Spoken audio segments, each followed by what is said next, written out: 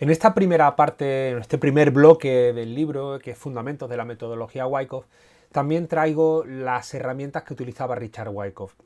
Por dos razones. Primero, para que tengamos un poco de cultura general y sepamos cómo lo hacía Richard Wyckoff en su época para intentar pues determinar cómo se estaban produciendo estos procesos de acumulación, de distribución, cuál era el volumen de negociación, cómo estaban siendo los principios fundamentales de las leyes del mercado, de ley, oferta y demanda, causa, efecto y esfuerzo y resultado. Bueno, por una parte por cultura general y otra para que veamos también la adaptación a día de hoy de cuáles son las herramientas que nosotros podemos utilizar. Que bueno, ya adelanto que las conocemos, que básicamente es el gráfico del precio, ya sea con barras o con velas japonesas y el volumen, ¿no? Pero bueno, merece la pena echar la vista atrás, ver cómo lo planteaba él, por qué, porque dentro de sus razones también hay veces que hay planteamientos que la gente se puede hacer y que pueden ser interesantes. Bien, dentro de estas herramientas analíticas, la primera que llama la atención era lo que él llamaba el wave chart, el gráfico de ondas. Este es un gráfico que Wyckoff lo construía a partir de las 5 empresas líderes de aquel momento. Vamos a ver, estamos hablando de una época donde ya existían los índices bursátiles. Fue Charles Dow el que inventó el índice del Dow Jones Industrial y el Dow Jones de Transporte, que de alguna manera te resumían o agregaban la evolución de la bolsa, ¿vale? Pero eran índices que estaban compuestos por todas las empresas de esos sectores, del industrial y el de transportes, ¿no? Principalmente empresas ferroviarias. Wyckoff lo que quería era un gráfico un poco más sensible. Entonces lo que acudió, lo construyó con las 5 empresas que a su entender eran las que lideraban el momento, las 5 empresas claves. Hacía como una especie de índice chiquitillo, de índice reducido, mucho más sensible, porque él planteaba que en la medida que esas empresas, que eran las líderes, reaccionaban, todo el mercado luego lo iba a seguir. Y no le faltaba razón. De alguna manera cogía como termómetro lo que hacían los líderes.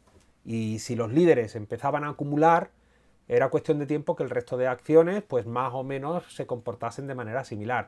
Y se veía que si las acciones líderes empezaban a caer y había mucho volumen de negociación que podía estar sugiriendo que estaba habiendo distribución en esas empresas líderes, sería cuestión de tiempo que el resto de acciones sucediese algo similar. Por lo tanto, era un gráfico, el wave chart, muy sensible que de alguna manera le ayudaba a anticipar, sin ser necesariamente es el objetivo de anticipar, porque prever qué va a suceder en el mercado es un poco complicado, pero sí a empezar a detectar los primeros indicios de acción profesional. A día de hoy, esa sensibilidad que podemos intentar nosotros buscar, la podemos encontrar con los gráficos intradiarios. Si nosotros estamos realizando un análisis de una empresa y vemos que en el intradía se está produciendo un proceso de acumulación muy importante, podemos de alguna manera anticipar que en esa acción, en el medio plazo, se puede estar produciendo un proceso de acumulación y que el precio de ese activo en concreto puede empezar a subir.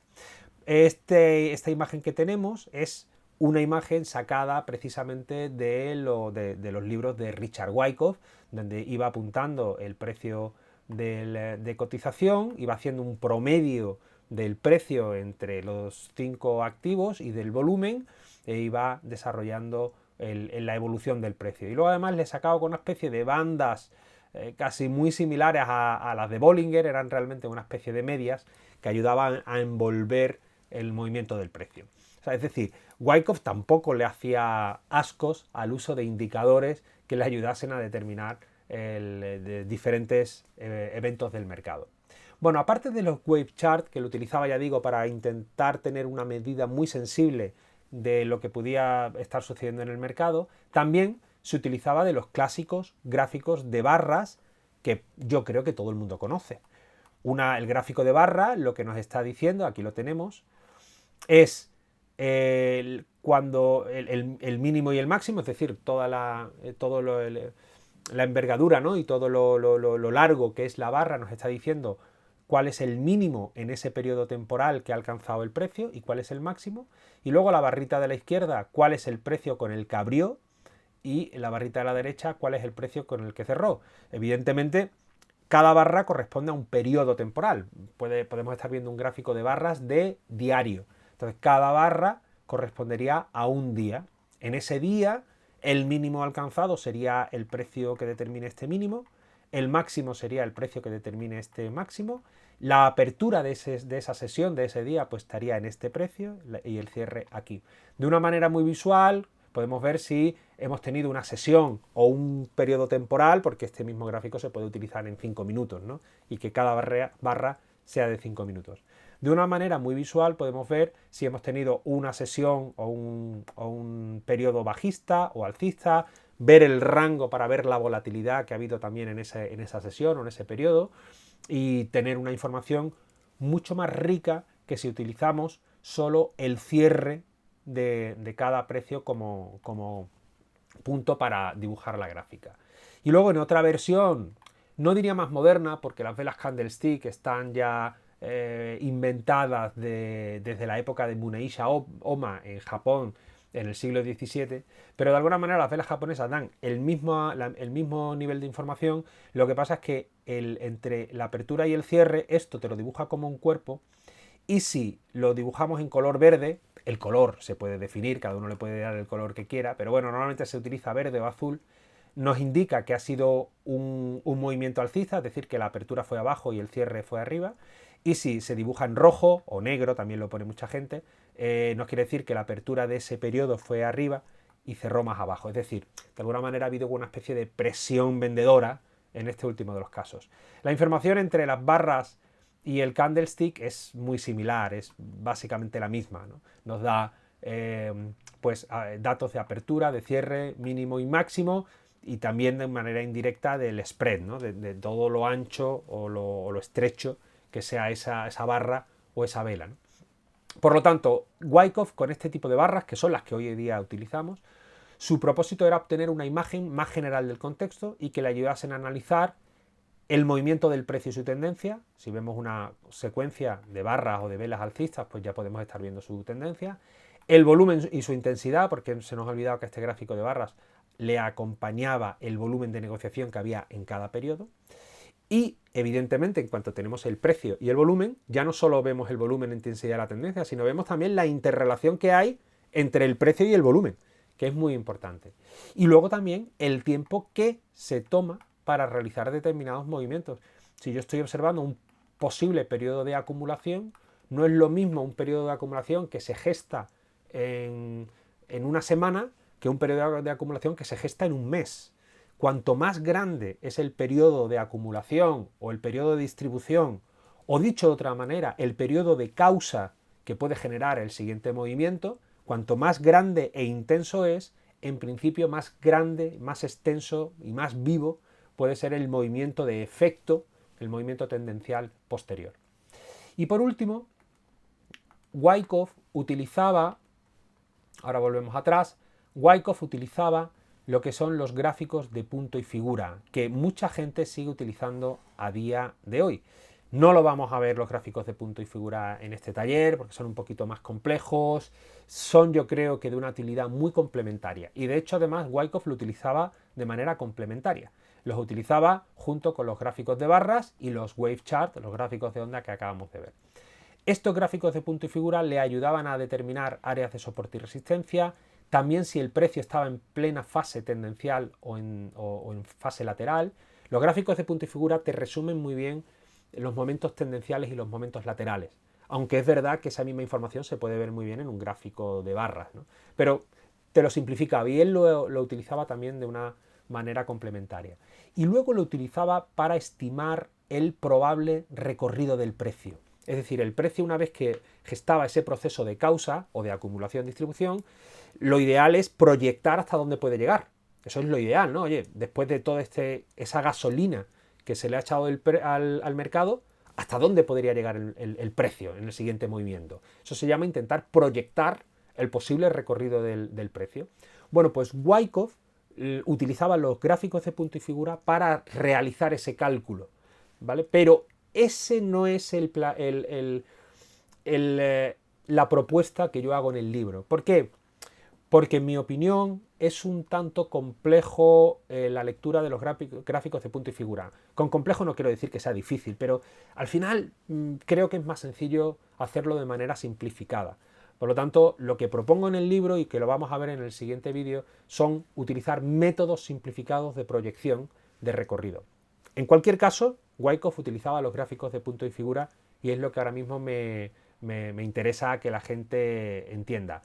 Si alguien tiene interés en conocer en detalle cómo se construyen, cuál es la utilidad y cómo se han de utilizar los gráficos de punto y figura, eso es algo que abordamos en nuestro curso de especialización en el volumen, que vamos mucho más al grano, vemos muchos más ejemplos y vamos al detalle de todo, y también en los gráficos de punto y figura. Y bien, volviendo ya como resumen, Wyckoff lo que intentaba de alguna manera con esta conjunción de herramientas, los wave chart, los gráficos de barras y los gráficos de punto de figura, era mantener una operación de diferentes grados. Lo vimos cuando hablamos del Wyckoff inversor. Intentaba tener una dimensión operativa, que él, si recordáis, estaba dentro de los 30 a 60 días, entendía que ahí era donde se podían gestar muy bien los procesos de acumulación y distribución.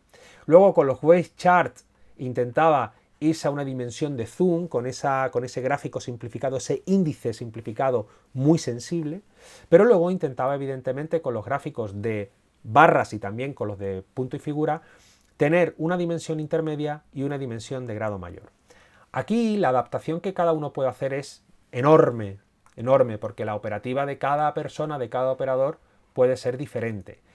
Imaginemos, si alguien tiene un tipo de operativa en el que busca operaciones intradiarias más o menos en gráficos de 5 minutos, esa es su dimensión operativa, puede ser aconsejable que, hombre, los wave chart no lo va a utilizar, pero sí puede utilizar una dimensión zoom en un gráfico de 2 minutos. A lo mejor de 1, pero que tampoco se vuelva loco, porque si no puede al final tener indicaciones y tener señales cada segundo, y no tiene sentido.